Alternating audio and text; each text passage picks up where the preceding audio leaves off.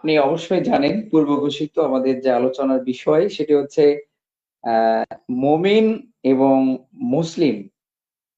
আমাদের মুসলমানদের ভেতরে এই পরিভাষাগুলো মুসলমানদের এই পরিভাষাগুলো অনেক সময় বুঝতে সমস্যা হয়। যে মুমিন কিভাবে হওয়া যায় বা মুসলিম কিভাবে হওয়া যায়? মুমিন আর মুসলিম একই জিনিস কিনা? ২ টার পার্থক্য কি পার্থক্য আছে কিনা? আবার কতটুকু কম বেশি হলে আবার মুনাফেক হয়ে যায়? কতটুকু আ আ ইসলামের বিধান না মানলে ব্যক্তি কাফের হয়ে যায়?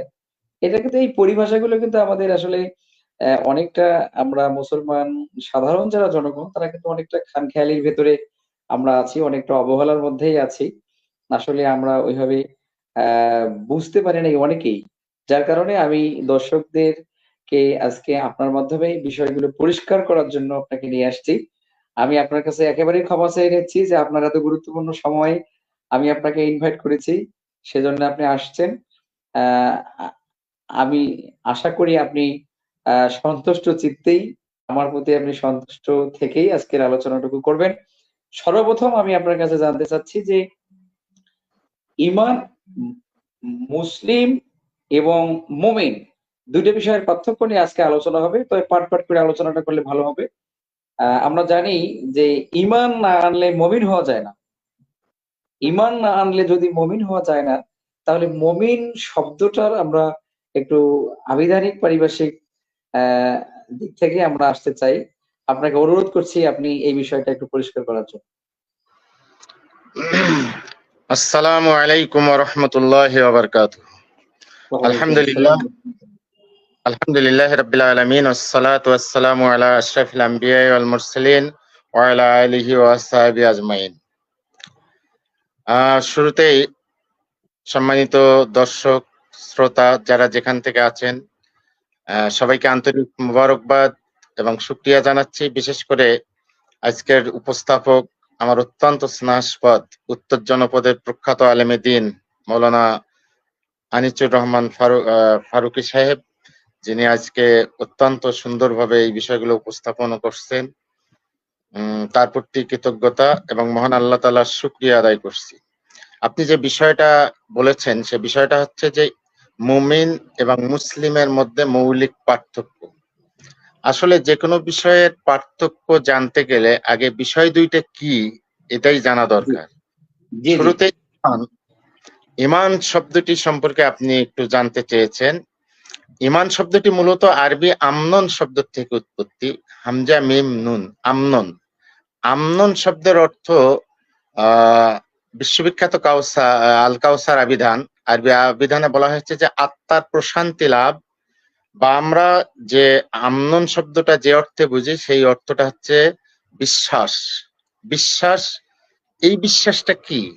এই বিশ্বাসটা হচ্ছে কোরআনে কারিমের শুরুতেই আল্লাহ তাআলা সূরা বাকারার শুরুতেই বলছেন, আল্লাযীনা ইউমিনুনা বিল গায়বি ওয়া ইউকিমুনাস সালাহ ওয়া মিম্মা রাযাকনাহুম ইউনফিকুন। না দেখা বস্তুর প্রতি বিশ্বাস, অদৃশ্যের প্রতি বিশ্বাস। এই বিশ্বাসের ব্যাখ্যা আল্লাহর নবী দিয়েছেন। ঈমানটা কাকে বলে, ঈমানটা কি, ঈমানের সংজ্ঞা আপনার আমার মুখ থেকে বলতে হবে না, আল্লাহর নবী ঈমানের সংজ্ঞা দিয়েছেন। সেই বিখ্যাত হাদিস, যে হাদিসটা মিশকাতুল মাসাবির শুরুতে আছে, যে হাদিসটা হাদিসে জিব্রাইল নামে পরিচিত। যেহেতু জিব্রাইল আলাইহিস সালাম মানুষের আকৃতি নিয়ে এই হাদিসটা আল্লাহর নবী বলেছেন। জিব্রাইল আলাইহিস সালাম এক পর্যায়ে এসে আল্লাহর নবীর উরুর সঙ্গে নিজের উরু লাগাই দিয়ে তার উরু মোবারকে হাত স্থাপন করে বললেন, আখবিরনি আনিল ঈমান, হে মুহাম্মদ সাল্লাল্লাহু আলাইহি সাল্লাম, ঈমান সম্পর্কে আমাকে বলুন। আল্লাহর নবী সুন্দরভাবে ঈমানের ব্যাখ্যাটা দিলেন। ক্বালা, আল্লাহর নবী বললেন, ক্বালা আন তুমিনা বিল্লাহি ওয়া মালাইকাতিহি ওয়া কুতুবিহি ওয়া রুসুলিহি ওয়াল ইয়াউমিল আখির ওয়া তুমিনা বিল কদরি খাইরিহি ওয়া শাররিহি। আল্লাহর নবী বললেন যে ঈমানটা হচ্ছে যে তুমি বিশ্বাস স্থাপন করবে, মেনে নেবে, অন্তর দিয়ে বিশ্বাস করবে যে আল্লাহর উপরে আমি ঈমান এনেছি, এবং শুধু আল্লাহ না, আল্লাহ তাআলা এই বিশ্বজাহান পরিচালনার জন্য অসংখ্য ফেরেশতা, যারা আল্লাহর আনুগত্যশীল, যারা আল্লাহর আনুগত্যের বাইরে যেতে পারে না, যারা নূরের তৈরি, এই ফেরেশতারা আল্লাহ সৃষ্টি করেছেন, এই ফেরেশতাদের উপর ঈমান আনবে। অকুতুবিহি, সমস্ত আসমানি কিতাব, কুতুবিহি জমা, শুধু কোরআন নয়, কোরআনের ইতিপূর্বে যত আসমানি কিতাব আল্লাহ তাআলা নাজিল করেছিলেন, বিশেষ করে প্রধান কিতাবগুলো তাওরাত, জাবুর, ইনজিল, এগুলোর উপরও ঈমান আনবে। তবে কিতাবের উপর ঈমান আনাটা একটা শর্ত সাপেক্ষে, সেটা হচ্ছে কোরআন নাজিলে হওয়ার পর ওই কিতাবগুলোর থেকে কোনো আমলযোগ্য বিষয় ইসলামে নাই। তাওরাত বলেন, জাব্বুর বলেন, ইনজিল বলেন, এটা এতটুকু বিশ্বাস করতে হবে যে ওই সময়ে ওই যুগে হেদায়েতের জন্য ওই কিতাবগুলো আল্লাহ তাআলার পক্ষ থেকে যথেষ্ট ছিল, এতটুকু বিশ্বাস করলেই যথেষ্ট। সেগুলোর কোনো আমলযোগ্য বিষয় আমাদের কোরআন নাজিল হওয়ার পর আর কোনো ধর্তব্য নয়, বরং কোরআন নাজিলের পর আমলযোগ্য বিষয় হচ্ছে কোরআন। কোরআন মানতে হবে, কোরআন আমল করতে হবে। এরপর অরসুলিহি, সমস্ত রসুলগণ, যত আম্বিয়া আলাইহিমুসসালাম আল্লাহ তাআলা প্রেরণ করছেন, সকলের উপর ঈমান আনতে হবে। এরপর সবচেয়ে ইসলামের গুরুত্বপূর্ণ যে বিশ্বাস, সেই বিশ্বাসটা হচ্ছে আল ইয়াউমিল আখির, পরকালের জীবন। এই দুনিয়াটা শেষ নয়, পরকালে যেতে হবে। মৃত্যুর মাধ্যমে সকল ব্যক্তিকে, সকল আত্মাকে পরকালীন জীবনে প্রবেশ করতে হবে, সেটার উপর দৃঢ়ভাবে বিশ্বাস করতে হবে। এবং আরেকটি বিশ্বাস করতে হবে তুমিনা বিল কদরে খাইরিহি ওয়া শাররিহি, কদরের উপর, তাকদীরের উপর, ভাগ্যের ভালো এবং মন্দর উপর। এই কয়টা বিষয়ের উপর যখন আমরা দৃঢ়ভাবে বিশ্বাস করব, তখন যে ব্যক্তি বিশ্বাস করবে, তখন সেই ব্যক্তির বলা যাবে যে ঈমান এনেছে। এরপর এবং ঈমান আনার আরেকটি মাধ্যম হচ্ছে বিশেষ করে কালেমা তাইয়্যিবা, যেটাকে আমরা ঈমানের কালেমা বলি।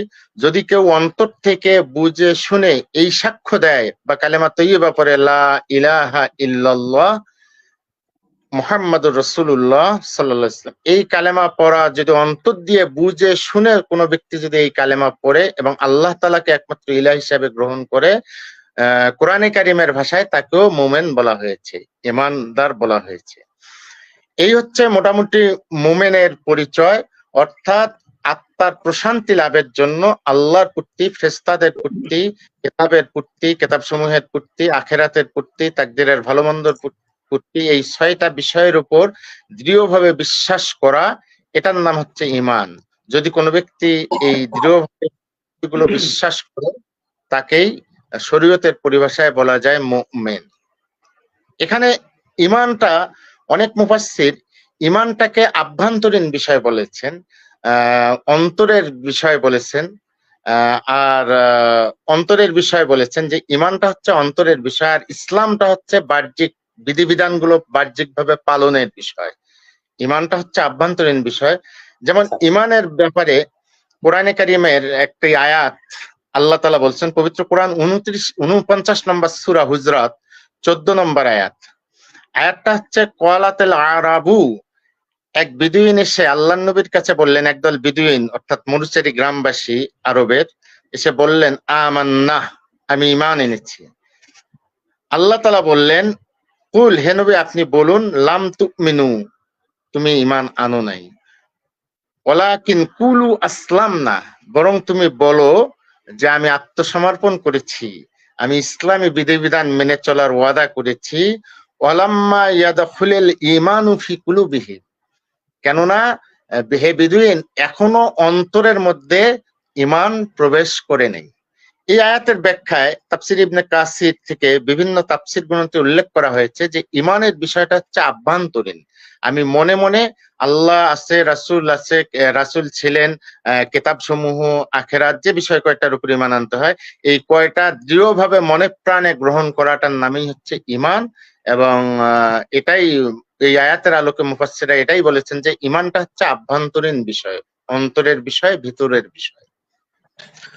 অন্যদিকে জি বলেন। আপনি এত সুন্দর করে কোরআন হাদিস থেকে বোঝাচ্ছেন, আমি নিজেই আবেগে আপ্লুত হচ্ছি।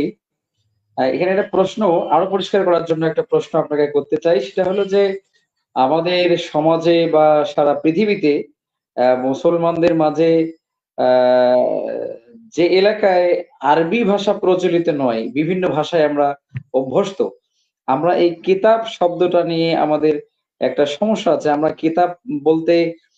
কিতাব বলতে আসলে কি বুঝবো, আসলে কোন কিতাবের প্রতি আমাদেরকে ঈমান আনতে হবে?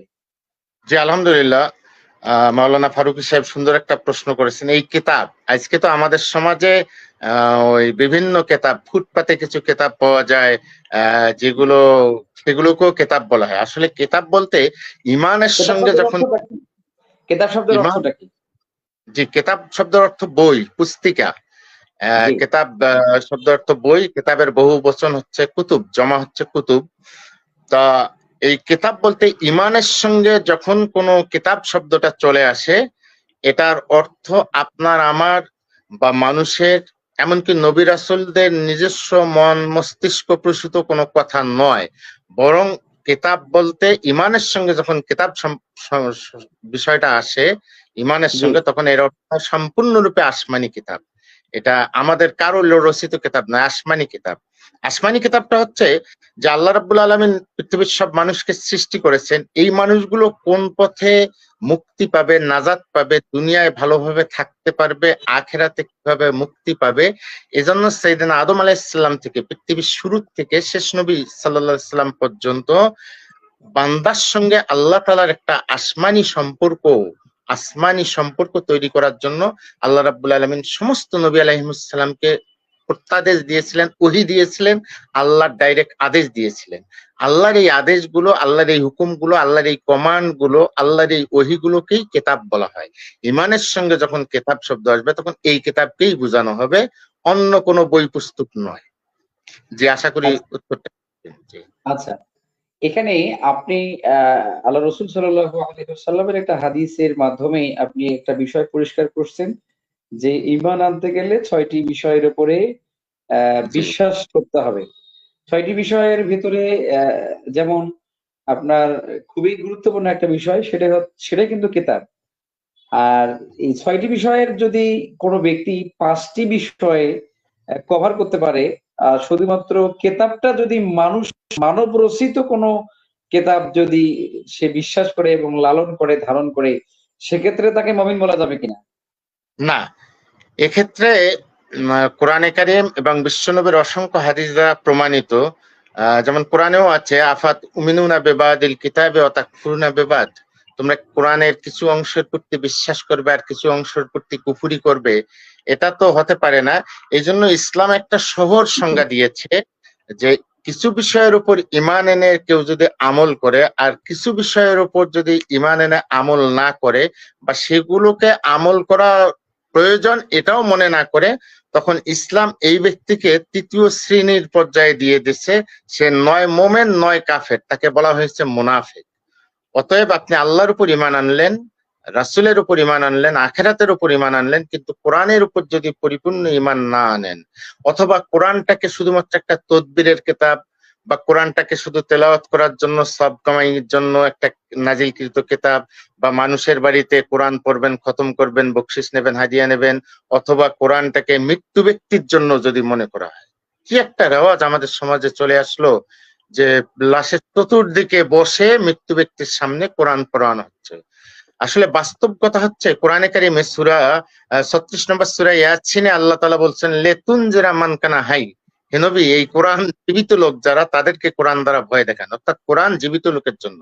তাহলে আপনি যদি কোরআনটাকে শুধু এই কয়েকটা বস্তুর মধ্যে সীমাবদ্ধ রেখে, তদবিরের কিতাব, সব কামাইয়ের কিতাব, মুখস্থ করার কিতাব, মানুষের বাড়িতে পড়ে সব বিক্রি করার কিতাব, শুধু যদি আপনি এইটা মনে করেন, আর এই কোরআন দিয়ে যদি আপনার সমাজ ব্যবস্থা, রাজনীতি, অর্থনীতি, সমাজনীতি, বিচার ব্যবস্থা, এগুলো দ্বারা যদি আপনি এগুলোর উপর যদি বিশ্বাস না করেন, তাহলে কোরআনে কারিমের ভাষায় আপনাকে বলা হয়েছে মুনাফিক।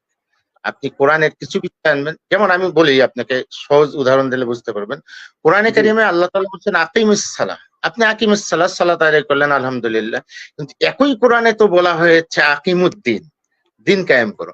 এখন আপনি যদি দিন কায়েম করাটাকে মেনে না নিয়ে আপনি যদি শুধু আকিমুস সালাতটাই মেনে নেন, তাহলে কোরআনে কারিমের ভাষায় আপনি হচ্ছেন মুনাফিক। আর মুনাফিক। আজকে, জি, জি। আজকে মুনাফিক শব্দের ব্যাখ্যায় আমরা তো যেতেই পারবো না। এটা তো অনেক লম্বা আলোচনা। আ ওদিকে যাওয়ার এই সুযোগ আলো জি, আমাদের যাওয়ার সুযোগ হবে না। তবে আপনার বক্তব্য ও আমি অ্যা যা বুঝতেছি আপনি কোরআন এবং হাদিস থেকেই অ্যা সম্পূর্ণ দলিল দিচ্ছেন। আমি আপনাকে আসলে যেখানেই টাচ করতেছি আপনি সেখানেই শুধু কোরআন হাদিস বলার জন্য চেষ্টা করতেছেন। আমি অত্যন্ত খুশি এবং আনন্দিত। আমাদের দর্শকরাও এই আলোচনা তাদের জন্য, তাদের জীবন পরিচালনা করার জন্য অনেক ফলপ্রসূ হবে আশা করি। তাহলে আমরা একটা জিনিস পরিষ্কার বুঝলাম যে ৬টা বিষয়ের যদি কোনো একটা বিষয় বাদ পড়ে কোনো ব্যক্তির জীবনে, তাহলে তাকে মুমিন বলা সম্ভব হবে না। না। জি। আমরা এটা আজকে একটা উপসংহারে আসতে পারলাম যে ঈমানদার অথবা একজন পূর্ণাঙ্গ মুমিন যদি কেউ দাবি করতে চায়, তাহলে তাকে ৬টা বিষয় কভার করে আসতে হবে। এখানে এখানে আমাদের সমাজে প্রচলিত যে একটা বিষয় আছে, সেটা হলো আপনি অনেকাংশে বলে ফেলছেন, সেটা হচ্ছে যে কোরআনের প্রতি আমার বিশ্বাস আছে। কোরআনের প্রতি আমার বিশ্বাস আছে। মৌখিক একটা বিশ্বাস তার আছেই। কোরআনের প্রতি বিশ্বাস আছে, কিন্তু তার জীবনের প্রত্যেকটা কাজেই কোরআনের বাইরে। সেক্ষেত্রে এটাকে বিশ্বাস বলা যাবে কিনা? না, আমাদের সমাজটা এ ধরনের অধিকাংশ মানুষ কোরআন আল্লাহর কিতাব, এটা দামি কিতাব, এটা জি, পবিত্র কিতাব, এটা উজু ছাড়া ধরা যাবে না, নাড়া যাবে না, এটাকে তাকের মধ্যে রাখতে হবে, উপরে রাখতে হবে, কাপড় দিয়ে পেঁচিয়ে সম্মান করতে হবে, শুধু জি। এতটুকু ইমান আজকে কোরআনের উপর অধিকাংশ মানুষের। এবং এটা মাঝে মাঝে তেলাওয়াত করতে হবে, সব কামাই করতে হবে, মুখস্থ করতে হবে, সন্তানদেরকে হাফেজে কোরআন বানাতে হবে, এরপর এটা দিয়ে তদবির করতে হবে, শুধু এতটুকু বিশ্বাস কোরআনের উপর। কিন্তু কোরআনের নাজিল শুধু এই বিশ্বাসটুকু নেওয়ার জন্য কোরআন নাজিল হয়নি। কোরআনের বলা হয়েছে সূরা ঈমানের দাবি, ইব্রাহিমে, এখানে আপনি একটা সুন্দর কথা নিয়ে আসছেন যে ঈমানের দাবি কোরআনের প্রতি কতটুকু? ঈমানের দাবিটা কি? কোরআনের প্রতি ঈমানের দাবিটা কি? কোরআনের প্রতি ইমানের দাবি হচ্ছে যে শুধু এতটুকু মনে করার নাম ইমান নয়, কোরআনের প্রতি ইমান নয়, বরং জি, কোরআনের প্রতি ইমানের দাবি হচ্ছে লেতুখরেজান নাসা মিনাজ জুলুমাতি ইলান নূর। কোরআন নাজিল হয়েছে মানুষকে অন্ধকার থেকে আলোর দিকে নিয়ে যাওয়ার জন্য। আপনি জি। কোরআনের প্রতি অকট্ট যে বিধিবিধানগুলো আছে এগুলো পরিপূর্ণরূপে মেনে নেবেন, পরিপূর্ণরূপে মেনে নেবেন, আমল করবেন। যেগুলো আমল করা সম্ভব নয় সেগুলো আমল করার চেষ্টা করবেন, এটার নাম কোরআনের প্রতি ঈমান। আমি উদাহরণ এভাবে দেই যে কোরআনে বলছে কুতিবা আলাইকুমুস সিয়াম, তোমাদের উপর সিয়াম ফরজ করা হয়েছে, এটা আপনি মানলেন। সেই কোরআনে আবার অনেকবার বলা হয়েছে ওয়াতুজ যাকাত, তোমরা যাকাত আদায় করো, কিন্তু আপনি ঠিকভাবে যাকাত দিচ্ছেন না, বা যাকাত দিলেও যাকাতের নামে কিছু শাড়ি লুঙ্গি দিচ্ছেন মানুষকে জানার জন্য, রিয়ান নাস, মানুষকে দেখানোর জন্য আপনি অনেক কিছু করতেছেন। এই যে আপনি একটা মানলেন আরেকটা মানলেন না। কোরআনে কারিমে আল্লাহ তাআলা বললেন আস-সারিক ওয়াস-সারিকা ফাক্তাউ আইদিয়াহুমা, চোর ধরলে তুমি চোরের শাস্তি হচ্ছে হাত কেটে দাও। আপনি এই বিচারটা মানতেছেন না। পাশাপাশি লক্ষ্য করুন, কোরআন আবার এই সমস্ত যারা কোরআনকে শুধুমাত্র আল্লাহর বাণী হিসেবে বিশ্বাস করে, অর্থাৎ মুনাফিক মার্কা যাদের ইমানটা, কোরআনটাকে পূর্ণাঙ্গ একটা কমপ্লিট কোড অফ লাইফ, পূর্ণাঙ্গ জীবন বিধান হিসেবে মনে করে না, তাদেরকে আবার কোরআন কাফের বলছেন। পবিত্র কোরআন ৫ নম্বর সূরা আল মায়েদা ৪৫ নম্বর আয়াত আল্লাহ তাআলা বললেন অমাল্লাম ইয়াহকুম বিমা আনজালাল্লাহু ফাউলাইকা হুমুল কাফিরুন, যারা আল্লাহর দেওয়া বিধান অনুযায়ী বিচার করে না, কোরআন দ্বারা বিচার করে না, আল্লাহ তাআলা বললেন তারা কাফের, পরের আয়াতে বললেন তারা জালিম, তারপরের আয়াতে বললেন তারা ফাসিক। তাহলে কোরআনের প্রতি ঈমান ৭টা বিষয়ের অন্যতম গুরুত্বপূর্ণ বিষয় কিন্তু কোরআনের প্রতি। দেখুন, আল্লাহর প্রতি ঈমান আনার মধ্যে কোনো ত্রুটি খুঁজে পাওয়া যায় না কোন না, ঈমানদার। না। ফেরেশতাদের প্রতি ঈমান আনার ক্ষেত্রে কোনো ত্রুটি পাওয়া যায় না, সব নবীর উপর ঈমান আনার ক্ষেত্রে কোনো ত্রুটি পাওয়া যায় না, এরপর আখিরাতের উপর ঈমানের ক্ষেত্রেও ত্রুটি পাওয়া যায় না। কিন্তু ওয়া কুতুবিহি, এই কিতাবের প্রতি ঈমান আনাটাই সবচেয়ে আজকে মুসলমানদের ত্রুটিযুক্ত ঈমান, যে কোরআনকে শুধু আল্লাহর বাণী, আল্লাহর কিতাব মনে করে এবং এটার উপর বিশ্বাস করে, তেলাওয়াত করে, সব কামাই করে, জাতি মনে করতেছে এটাই মনে হয় কোরআনের প্রতি ঈমান। কিন্তু এই আফসোস, ত্রুটিকে এই ত্রুটিকে আংশিক ত্রুটি মনে করা যাবে কিনা? না, এটা আংশিক ত্রুটি নয়, এটা একটা বড় ধরনের ত্রুটি, যে ত্রুটিটার কারণে আপনি আমি অনেকে, আমাদের দেশের অধিকাংশ নামাজি মানুষ মুনাফিকের কাতারে চলে গিয়েছে। তার কারণ আল্লাহ নবী এক হাদিসে বলেছেন, মুনাফিকের আলামত বর্ণনা করার পর আল্লাহ নবী হাদিসে বলছেন, এক সাহাবী জিজ্ঞেস করলেন ইয়া রাসূলুল্লাহ ওয়াইন সামা ওয়া সাল্লাহ, সে যদি সালাত পড়ে অথবা রোজা থাকে সেও কি মুনাফিক? হ্যাঁ, আল্লাহ নবী বললেন হ্যাঁ, ওয়াইন সামা ওয়া সাল্লাহ। তখন মুনাফিক অমুসলিমদের মধ্যে নাই, মুনাফিক বেনামাজিদের মধ্যে নাই, মুনাফিক অন্য কোন সম্প্রদায়ের মধ্যে নাই, মুনাফিক হচ্ছে নামাজি রোজাদার মুসলমানদের মাঝেই মুনাফিক। আর আজকে অধিকাংশ আমাদের সমাজের মুসলমানরা এই কোরআনের প্রতি ঈমান আনার ক্ষেত্রে মুনাফিকি, নিজের অজান্তেই মুনাফিকি করতেছে। এগুলো জানার জন্য আলেম সমাজের আসলে বিশাল দায়িত্ব। কিন্তু সবচেয়ে বড় কথা হচ্ছে, যেভাবে আমাদের সমাজে কোরআনটা চর্চা করার কথা, সেভাবে আমাদের সমাজে কোরআন চর্চা হচ্ছে না। আমরা যার কারণে আমরা জাতিকে বুঝাতে পারছি না। এক্ষেত্রে আলেম ওলামাদের একটা বিশাল দায়িত্ব আছে যে কিতাবের প্রতি ঈমানটা কি জিনিস, কোরআনের প্রতি ঈমানটা কি জিনিস, এটা যদি আমরা জাতিকে সঠিকভাবে বুঝাতে পারতাম, তাহলে আমাদের সমাজে এত অন্যায়, দুর্নীতি, জেনা, ব্যভিচার, সুদ, ঘুষ, মদ, জুয়া থেকে শুরু করে দেশের সম্পদ বিদেশে পাচার পর্যন্ত এগুলো কিচ্ছু হতো না যদি আমরা বুঝতাম কোরআনের প্রতি ঈমানটা কি। জি, অসংখ্য ধন্যবাদ, অসংখ্য ধন্যবাদ। আপনি এত সাবলীল ভাষায়, এত প্রাণচঞ্চল ভাষায় আপনি উপস্থাপন করতেছেন এবং প্রত্যেক কথায় আপনি রেফারেন্স দিচ্ছেন কোরআন এবং হাদিস থেকে। আমি আসলে আপনার কাছে যা আশা করেছিলাম আপনি তার থেকেও বেশি চেষ্টা করতেছেন। আল্লাহ আপনার এলিমের মধ্যে, আল্লাহ আপনার এলিমের মধ্যে আরো বরকত দান করুক, আমিন। আমি যে জিনিসটা দর্শকদেরকে বলতে চাই সেটা হলো যে আপনাদের এমন কোনো প্রশ্ন থাকবে না আজকে যে বিষয়, আপনাদের প্রশ্নগুলো আমি নিজেই করতেছি। তারপরেও যদি কোনো প্রশ্ন আপনাদের কাছে থেকে থাকে আপনারা কমেন্ট বক্সে প্রশ্ন করবেন। আমরা একেবারে শেষ প্রান্তে গিয়ে আপনাদের কমেন্টে যদি কোনো প্রশ্ন থাকে আমরা জানার উত্তর দেওয়ার জন্য চেষ্টা করবো ইনশাল্লাহ। হুজুর, আপনার কাছে আমি যে জিনিসটা এখন জানতে চাবো সেটা হলো যে ইসলামের ভিতরে অথবা মুসলমানদের অথবা একজন মানুষ বিধর্মী, ধরেন আজকে আসরের নামাজের পরে ইসলাম গ্রহণ করলো অথবা ঈমান আনলো, এটা কি তার জীবনের এই ইসলাম ধর্মগত দিক থেকে তার জীবনের কি প্রথম ধাপ মনে করেন কিনা? জি, আলহামদুলিল্লাহ, একটা সুন্দর, আমার বিষয়ের সঙ্গে একবারে প্রাসঙ্গিক এই কথাটা আপনি বলেছেন যে একজন মানুষ সুদ খাচ্ছে, একজন মানুষ দুর্নীতি করছে, একজন মানুষ অন্যায় করতেছে, পাপ কাজ করতেছে, খারাপ কাজ করতেছে, কিন্তু সে জেনে বুঝে, অমুসলিম, সে জেনে বুঝে আজকে ইসলাম গ্রহণ করলো। কোরআনে কারীম তাকে ইমানদার হিসেবে সার্টিফিকেট দিয়েছে।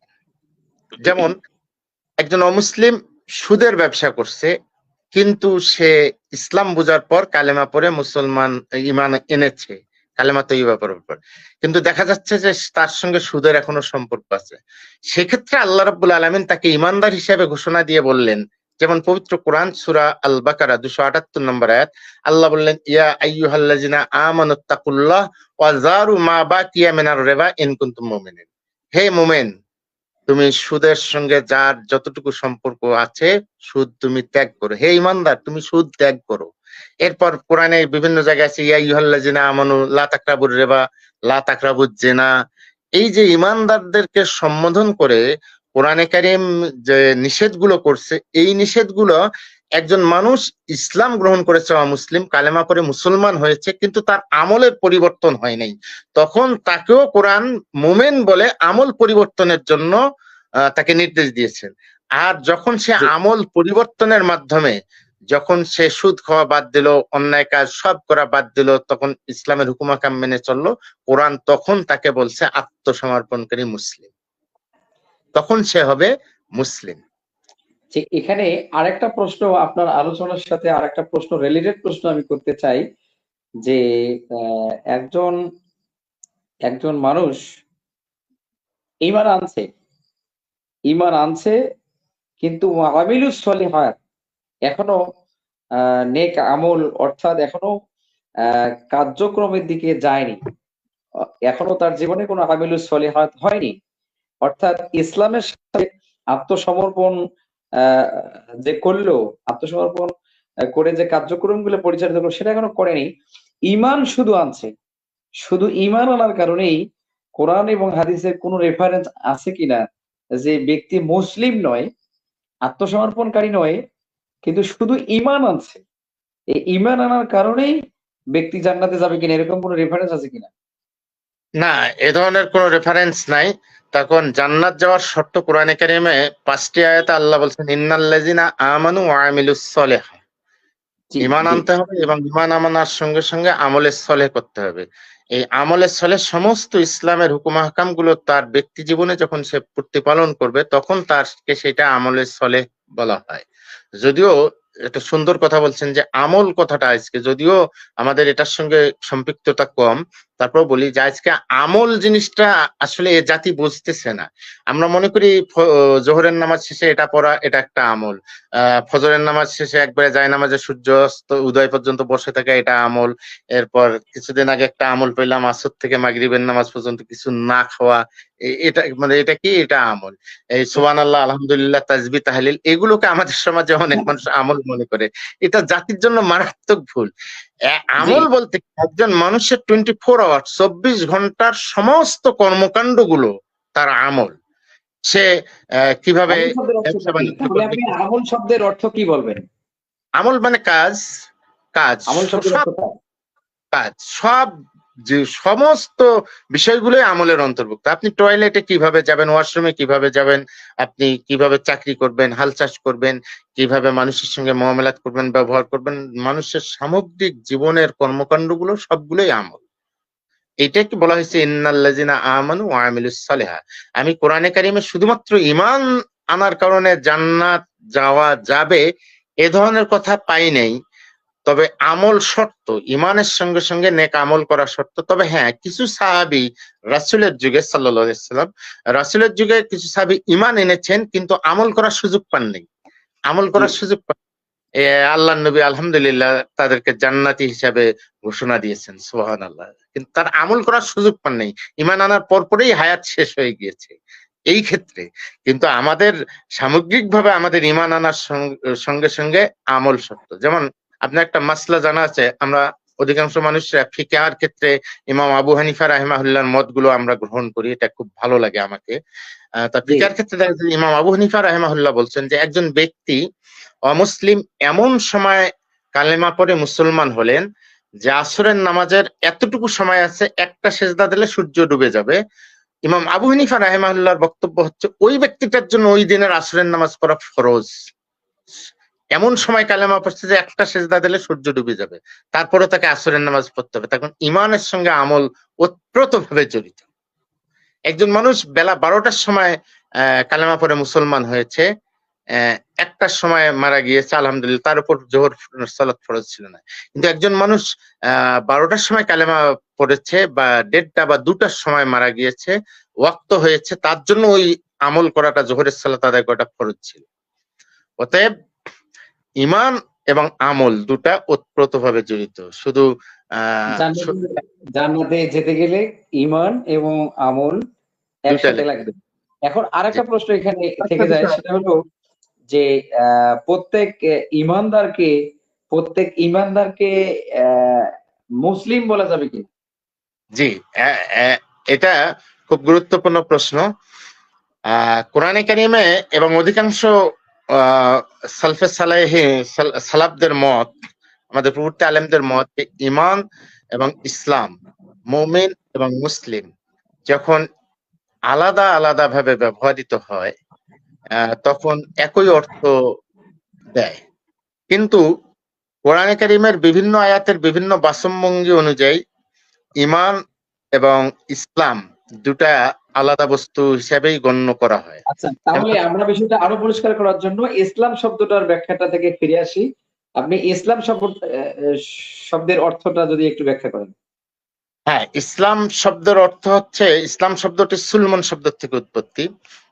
জি, ইসলাম, মুসলিম, এবং আমরা যে একজন মুমিনের সঙ্গে মুসলমানের সঙ্গে দেখা সাক্ষাৎ হলে সালাম দেই, ইসলাম, মুসলিম, সালাম, এই শব্দগুলো মূলত সুলমন, সিন লাম মিম, সুলমন শব্দ থেকে উৎপত্তি। সুলমন শব্দের অর্থ হচ্ছে আত্মসমর্পণ করা, যেটাকে ইংরেজিতে বলা হয় সারেন্ডার করা, সারেন্ডার করা, মানে সম্পূর্ণরূপে আত্মসমর্পণ করা। এটাকেই বলা হয় ইসলাম, এটাকেই বলা হয় সুলমন। অর্থাৎ আল্লাহ রাব্বুল আলামিনের কাছে নিজকে পরিপূর্ণ সুপুর্দ করে আল্লাহ যখন যেটা যেভাবে যে হুকুম পালন করতে বলেছেন এটা পরিপূর্ণ পালন করার নাম হচ্ছে আত্মসমর্পণকারী, পরিপূর্ণ ভাবে মানার নাম হচ্ছে মুসলিম। দেখুন, মজার বিষয় হচ্ছে কোরআনে কারিমে আল্লাহ রাব্বুল আলামিন যত জায়গায় ইসলামের কথা বলেছেন, আত্মসমর্পণ করার কথা বলেছেন, মুসলিমের কথা বলেছেন, তত জায়গায় কিন্তু আল্লাহ তাআলা প্রায় তত জায়গায় আল্লাহ তাআলা মুসলিম জাতির পিতা সাইয়েদনা ইব্রাহিম আলাইহিস সালামের নামটা উল্লেখ করেছেন। তার কারণ আনা আউয়ালুল মুসলিমিন, ইব্রাহিম আলাইহিস সালাম হচ্ছে বর্তমান সিলসিলার প্রথম মুসলিম। ইব্রাহিম জি আলাইহিস সালামের ব্যাপারে আল্লাহ তাআলা কোরআনে কারিমে বেশ কয়েকটা কথা বলছেন, সেগুলো একটু পরে আসতেছি। এখন আত্মসমর্পণটার আমি ব্যাখ্যা দিচ্ছি। আত্মসমর্পণ করার অর্থ হচ্ছে আল্লাহর হুকুমের বাইরে আমি এক মুহূর্ত অন্য কারো হুকুম মানব না, অন্য কারো গোলামি করব না। আল্লাহ যখন যেটা যেভাবে আমাকে করতে বলছেন আমি তখন সেটা সেভাবেই করব। এটার নাম হচ্ছে ইসলাম, এটার নাম হচ্ছে আত্মসমর্পণ, এটার নাম হচ্ছে মুসলিম। আমি একটা উদাহরণ দিই, কারণ জি কোরআনে কারিমে আল্লাহ তাআলা বিভিন্ন আয়াতে উদাহরণ দিয়ে বুঝিয়েছেন। একজন চিহ্নিত অপরাধী, একজন আসামি ম্যাজিস্ট্রেটের কাছে আত্মসমর্পণ করলো। এখন ম্যাজিস্ট্রেটের কাছে শুনানি শেষে ম্যাজিস্ট্রেট অর্ডার দিল জামিন ক্যান্সেল, বেল ক্যান্সেল, জামিন নামঞ্জুর এবং জেল হাজতে পাঠানো হলো। এই যে ম্যাজিস্ট্রেট যে এই অর্ডারটা দিল যে জামিন বাতিল, তাকে জেল হাজতে যেতে হবে, এই ব্যক্তি যদি সেই মুহূর্তে লক্ষ কোটি টাকাও খরচ করে তারপরেও নিজ ইচ্ছায় সে বাড়ি আসতে পারবে না। তার কারণ ম্যাজিস্ট্রেটের কাছে সে আত্মসমর্পণ করেছে, ম্যাজিস্ট্রেটের হুকুমের বাইরে প্রস্তাব পায়খানাও করতে পারবে না। অন্যদিকে একই ব্যক্তি ম্যাজিস্ট্রেটের কাছে আত্মসমর্পণ করলো, ম্যাজিস্ট্রেট বলল তোমার জামিন মঞ্জুর, তুমি জেলখানায় যেতে হবে না। এই ব্যক্তি যদি ওই মুহূর্তে লক্ষ কোটি টাকাও খরচ করে তারপর সে জেলখানায় যাইতে চাইলে যাইতে পারবে না। তার কারণটা জি কি? জি তার কারণ হচ্ছে যার কাছে সে আত্মসমর্পণ করেছে তার বাইরে যাওয়ার তার কোনো সুযোগ নাই। তার হুকুমের এক চুল প্রস্রাব পায়খানাও তার হুকুম ছাড়া করতে পারবে না। ঠিক আমি যখন মুসলিম হব, আল্লাহর কাছে পরিপূর্ণরূপে আত্মসমর্পণ করব, আমার এই মুসলিম আত্মসমর্পণ মানে আল্লাহর হুকুমের এক মুহূর্ত বাইরে আমার নিজ ইচ্ছায় কিচ্ছু করা যাবে না। এটার নাম আত্মসমর্পণ, এটার নাম ইসলাম, এটার নাম মুসলিম। আর এই ইসলাম, এই মুসলিমের কথা, এই ইসলামের কথা আল্লাহ তাআলা পবিত্র কোরআনুল কারিমে বিভিন্ন জায়গায় বলছেন। এটা একটা আচ্ছা বিষয়। আরেকটা বিষয় ধরেন, আমাদের ধর্মের নাম আজকে আমরা দিয়েছি ইসলাম। মুসলমানদের মূল সমস্যাটা কোন জায়গায় লক্ষ্য করুন। একটা হিন্দু ছেলেকে যদি প্রশ্ন করা হয় তোমার ধর্মের নাম কি, সে বলবে হিন্দু ধর্ম। একজন খ্রিস্টানকে প্রশ্ন করা হলে সে বলবে খ্রিস্ট ধর্ম। বৌদ্ধকে প্রশ্ন করা হলে সে বলবে বৌদ্ধ ধর্ম। ঠিক তদ্রূপ একজন মুসলমানকে যদি বলা হয় যে তোমার ধর্মের নাম কি, সে বলবে ইসলাম ধর্ম। আমি মনে করি এই যে মুসলমানকে প্রশ্নটা করা হলো এবং জবাব, প্রশ্নটাও ভুল, জবাবটাও ভুল। তখন ইসলামটাকে আজকে আমরা অন্যান্য ধর্মের মতো একটা গতানুগতিক ধর্ম বানিয়ে ফেলছি। এখন ধর্ম কারে বলে? ধর্মের সংজ্ঞায় বিখ্যাত মনীষীরা বলছেন যে ধর্ম বলা হয় জন্মের সময়, বিবাহের সময়, মৃত্যুর সময়। ভালো করে শুনবেন, জন্মের সময়, জি মৃত্যুর সময়, বিবাহের সময় এবং উৎসব পালনের সময় রাষ্ট্রের নীতির বাইরে পূর্ববর্তী লোকদের পক্ষ থেকে যে নীতিমালা মেনে চলি, বিবাহের সময়, মারা যাওয়ার সময়, জন্মের সময়, উৎসব পালনের সময় অথবা ধর্মীয় প্রতিষ্ঠানে পূর্ববর্তী লোকদের কাছ থেকে যে নিয়ম নীতিগুলা পালন করা হয় রাষ্ট্রের নিয়ম নীতির বাইরে, সেটাকেই বলা হয় ধর্ম। এখন আসুন, ইসলাম কি এ ধরনের অন্যান্য ধর্মের মতো একটা গতানুগতিক ধর্ম? না, এই জায়গায় ভুল যে ইসলামটাকে আমরা একটা ধর্ম বানিয়েছি। ধর্ম কি নির্দেশ দেয়? ধর্ম নির্দেশ দেয় জন্মের সময় কি করতে হবে, এটা পালন করার নির্দেশ ধর্ম দেয়। বিবাহের সময় কিভাবে বিয়ে পড়াতে হবে, এটার নির্দেশ ধর্ম দেয়। মারা যাওয়ার পর কি করতে হবে, এটার নির্দেশ ধর্ম দেয়। উৎসবগুলা কিভাবে, বড়দিন পালন করতে হবে, দুর্গাপূজা কিভাবে পালন করতে হবে, বৌদ্ধ পূর্ণিমা কিভাবে পালন করতে হবে, এটার নির্দেশনা ধর্ম দেয়। এবং ধর্ম দেয় যে ধর্মীয় প্রতিষ্ঠানে গিয়ে, মসজিদে, মন্দিরে, প্যাগোডায় গিয়ে কি করতে হবে না হবে, এটার নির্দেশ ধর্ম দেয়। ধর্মে এই 5টা নির্দেশ আছে অন্যান্য ধর্মে। কিন্তু এখানেই মূল পার্থক্যটা হচ্ছে যে ইসলাম কি শুধু এই 5টি বিষয়ে আমাদের নির্দেশ দিয়ে একটা ধর্ম হইছে? ইসলাম কি শুধু বলছে জন্মের সময় কি করতে হবে এর নির্দেশ ইসলাম দিয়েছে, বিয়ের সময় কি করতে হবে, ঈদ কিভাবে পালন করতে হবে, আর মসজিদে কি কাজ করতে হবে, ইসলামের নির্দেশ কি এটাই? না, ইসলামের নির্দেশ এটা নয়। আর কোরআনে কারীম থেকে কয়েকটি কথা এক্ষেত্রে আমি বলবো। 1 নম্বর হচ্ছে যে ইসলাম একমাত্র আদর্শ, ইসলাম ধর্ম নয়, অন্যান্য ধর্মের মতো গতানুগতিক কোনো ধর্ম নয়। কিন্তু আজকে মুসলমানরা ইসলামটাকে ধর্ম মনে করতেছে এবং ধর্ম বানিয়ে ফেলছে। আল্লাহর নিকট ইসলাম ছাড়া অন্য কোনো গ্রহণযোগ্য দিন নাই আর। কেননা পবিত্র কোরআন 3 নম্বর সূরা আল ইমরান 19 নম্বর আয়াত আল্লাহ তাআলা বললেন ইন্নাদ দীনা ইনদাল্লাহিল ইসলাম, আল্লাহর নিকট গ্রহণযোগ্য দিন হচ্ছে ইসলাম। এখন আমরা প্রশ্ন করলাম, হে ইসলাম, তুমি যে আল্লাহর নিকট পছন্দ, তা তোমার ক্ষমতা কতটুকু, তুমি কতটুকু কাজ দেখাতে পারো, আমাদের কতটুকু তুমি নির্দেশ দিয়েছো? শুধু জন্ম মৃত্যু বিয়া ধর্মীয় উৎসব আর মসজিদে কি করবো এটার নির্দেশ দিয়েছো?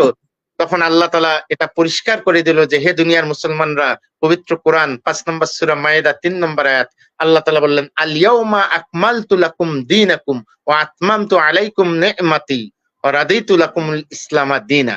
আল্লাহ বললেন আজকের দিনে ইসলামটাকে আমি পরিপূর্ণ করে দিলাম। পরিপূর্ণ ইসলামটা হচ্ছে কমপ্লিট একটা জীবন ব্যবস্থা। অর্থাৎ শুধু এই 5টা জায়গা, জন্ম মৃত্যু বিয়া উৎসব আর মসজিদ, এই 5টা জায়গায় ইসলামের নির্দেশ নাই, বরং ইসলাম নির্দেশ দিয়েছে জন্ম মৃত্যু পর্যন্ত সব জায়গায়, সব জায়গায়। আপনার ওখানে কি পাশাপাশি আরো কোনো মোবাইল আছে নাকি অনলাইন? না না না, অনলাইন মোবাইল নাই। আপনার সাথে কোনো অন্য ফোন আছে? হ্যাঁ, এমনি বাটন ফোন আছে। সেইটা সেটা একটু একটু মানে দূরে রাখেন, মানে সাউন্ডে ডিস্টার্ব হচ্ছে। না, সাইলেন্ট করা। জি আলহামদুলিল্লাহ। সাউন্ডে ডিস্টার্ব হচ্ছে কেন? এখন শোনা যাচ্ছে? শোনা যাচ্ছে কিন্তু একটু ডিস্টার্ব মনে হচ্ছে আর কি, সাইড সাউন্ড আসতেছে। জি এখন বলেন। জি আলহামদুলিল্লাহ, আমি ইসলামের পরিচয়টা তুলে ধরছি যে ইসলাম অন্যান্য ধর্মের। জি সাউন্ডে ডিস্টার্ব হচ্ছে। বুঝতেছি না, সাউন্ডে তো ডিস্টার্ব হওয়ার কথা নয়। আচ্ছা, তাহলে আমরা সংক্ষিপ্ত সময়ে শেষ করবো, একটু দ্রুত বলবেন। জি জি, ইসলাম হচ্ছে একটা পরিপূর্ণ জীবন ব্যবস্থা। যে ইসলাম শুধু মসজিদ ঘরে নয়, ইসলাম শুধু জন্মের সময় নির্দেশিকা দেয় নাই, বিবাহ মৃত্যুর সময় নির্দেশ দেয়, অর্থাৎ সারা জীবন কিভাবে চলবো, আমি কিভাবে আয় করব, ব্যয় করব, কিভাবে পরিবার পরিচালনা করব, কিভাবে রোজগার করব, আত্মীয়ের সঙ্গে কি সম্পর্ক রাখবো, সবকিছু কিভাবে আমার সমাজ পরিচালনা হবে, বিচার ব্যবস্থা কি হবে, সব বিষয়ের নির্দেশ ইসলাম দিয়েছে। আর ইমানদারদের তাগিদ আল্লাহ তাআলা দিয়েছেন যে এই সব পূর্ণাঙ্গ ইসলামটা ইমানদারদেরকে আল্লাহ তাআলা মানতে বলছেন। কেননা পবিত্র কোরআন 2 নম্বর সূরা আল বাকারা 208 নম্বর আয়াত আল্লাহ তাআলা বললেন ইয়া আইয়ুহাল্লাযিনা আমানু উদখুলু ফিস-সিলমি কাফফা। সাউন্ডটা আপনি যখন কথা বলতেছেন তখন আপনার সাউন্ডের সাথে একটা সাইড সাউন্ড আসতেছে, সেই সাউন্ডটা আপনি কি শুনতে পাচ্ছেন না?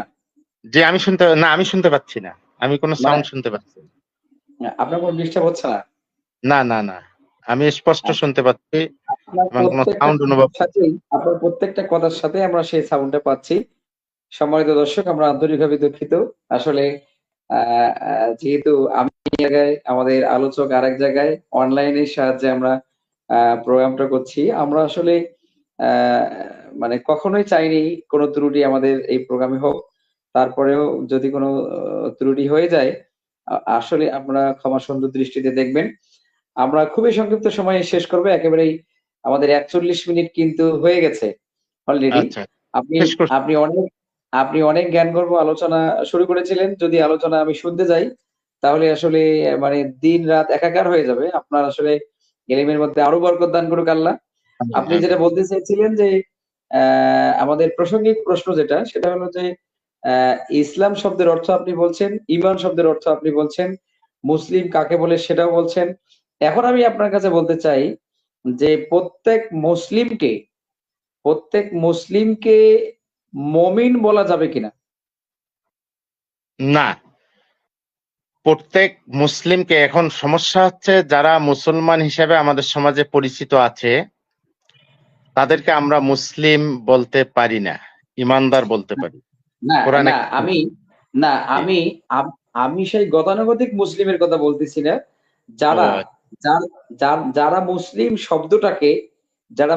শব্দটাকে বুঝে শুনে কোরআনের ইসলামের সব বিধিবিধানে একবারে কভার করে মুসলিম হয়েছে, যে সেই অবশ্যই মুসলিমকে তারা মুমিন ইমানদার। বলা যাবে কিনা? সেই জি, মুসলিম অবশ্যই, সেই মুসলিম প্রতিটি মুসলিমেই ইমানদার, কারণ তারা ইমানদার। ইমান এই উত্তীর্ণ এই হয়েছে প্রশ্নের সাথে এই প্রশ্নের সাথে আরেকটা প্রশ্ন, সেটা হলো যে প্রত্যেক খাঁটি মুসলিমকে যদি মুমিন বলা যায়, তাহলে প্রত্যেক মুমিনকে মুসলিম বলা যাবে কিনা?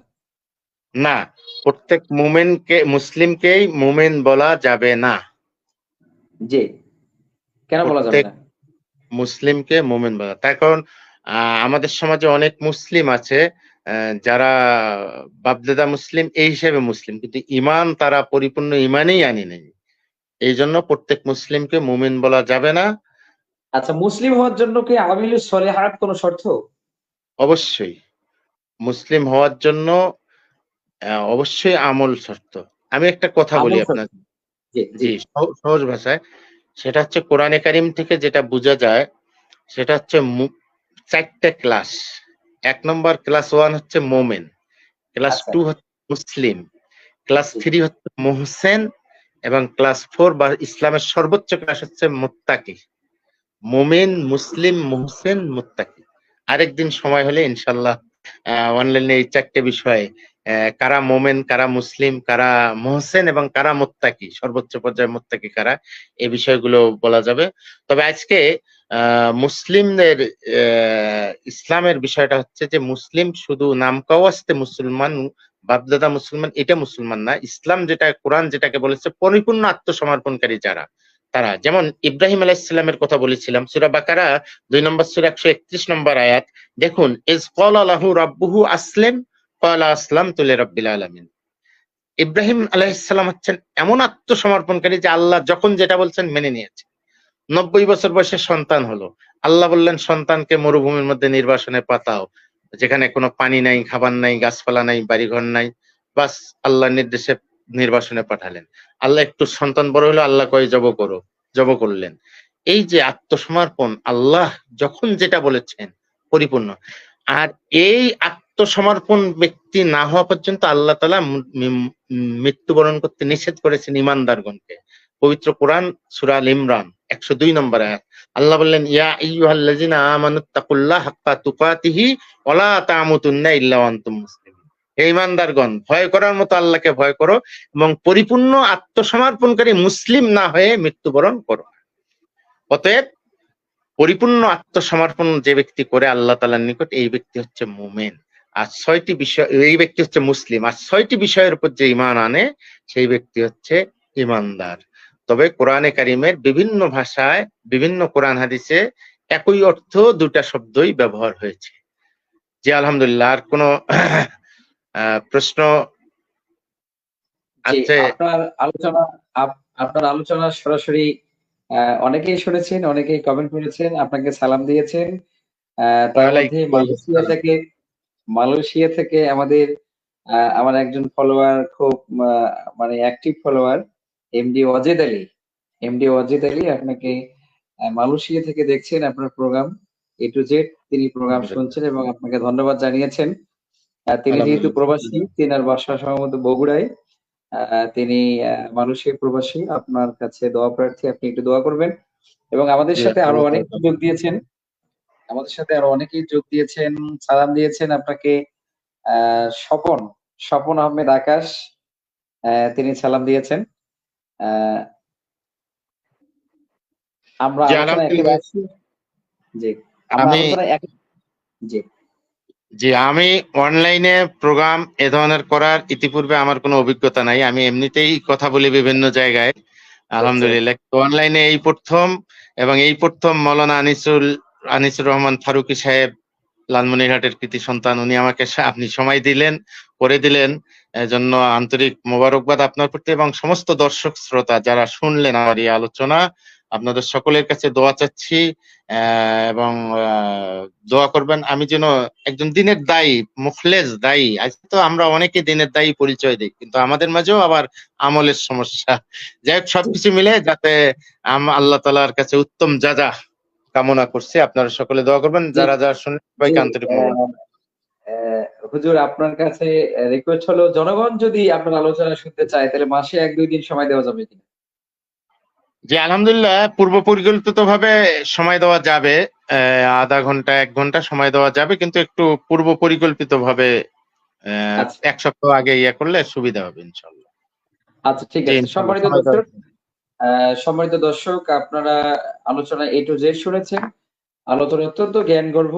আমি আপনাদেরকে প্রথম থেকেই বলে আসতেছি যে আমার লাইভ শো প্রোগ্রামে আমি যাদেরকে নিয়ে আসি তারা অবশ্যই কোনো না কোনো গবেষক, আলোচক এবং বড়, বড় কোনো প্রতিষ্ঠানের দায়িত্বশীল, যার সেই ধারাবাহিকতায় আজকের আলোচনায় যোগ দিয়েছিলেন আমাদের অধ্যক্ষ মোহাম্মদ রকিবুজ্জামান। আমার খুবই শ্রদ্ধাভাজন ব্যক্তিত্ব। আমি তাকে আলোচনার শেষ প্রান্তে আবারও ধন্যবাদ জানাচ্ছি, অভিনন্দন জানাচ্ছি এবং কৃতজ্ঞতা স্বীকার করছি আল্লাহর কাছে এবং তার কাছে।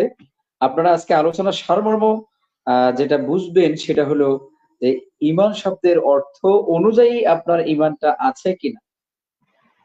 ইসলাম শব্দের অর্থ অনুযায়ী আপনি একজন মুসলিম কিনা। এই ২ টা জিনিস আসলে একই জিনিস নয়। ২ টা জিনিসের অর্থ ভিন্ন, ভিন্ন অর্থ এবং ২ টি পদবি অর্জন করতে গেলে ভিন্ন, ভিন্ন কাজ করেই আপনাকে এই ২ টি পদবি অর্জন করতে হবে। মুমিন আর মুসলিম এই শব্দ ২ টি খুবই গুরুত্বপূর্ণ। ইসলামে খুবই গুরুত্বপূর্ণ এই শব্দ ২ টির অধিকারী যদি আপনি হতে পারেন, তাহলে অন্তত কোরআন এবং হাদিসের রেফারেন্স অনুযায়ী বলা যায় যে আপনি জান্নাতি হতে পারেন এবং আল্লাহ আপনাকে জান্নাতে দিতে পারেন। কোরআন আমিন। হাদিসে তার অসংখ্য রেফারেন্স আছে। কিন্তু আমরা আসলে এই শাব্দিকভাবে এই ২ টি শব্দের শাব্দিকভাবে আমরা এই পদবি অর্জন করতে পারিনি। আমাদের বংশধর মুসলমান ছিল, সেজন্যই হয়তো আমরা মুসলমান হয়েছি। কিন্তু আসলে মুসলমানের করণীয়টা আমাদের মাঝে ন্যূনতমও নেই। আ ঈমানেরও আ দাবি যে আমাদের, সেই দাবি কিন্তু আমরা পূরণ করতে পারিনি।